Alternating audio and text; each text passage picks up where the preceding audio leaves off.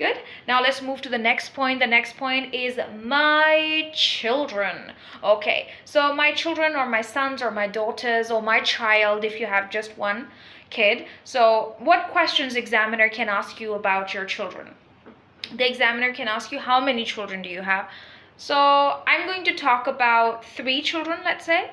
I have 3 children. So examiner will say, how old are your children? So you can tell my first child is 13, my second child is 12, and my youngest child, if you get confused with youngest or eldest or elder, it's way better that you stick to my first child, my second child, and my third child. So my third child is just 2 years old, right? The examiner can ask you, do your children go to school? You will say, yes, of course my children go to school.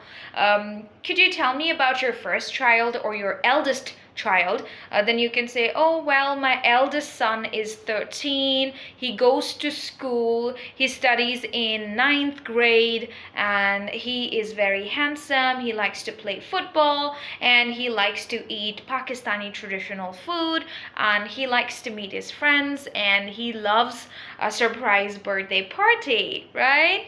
And then examiner can ask you that, do you think that for your children, education is harder in primary school or in secondary school? So of course, you guys are smart. Education is harder in secondary school, where students get to do a lot of work, a lot of reading, a lot of problem solving things. So of course, you guys know that. The examiner can ask you, how do your children go to school?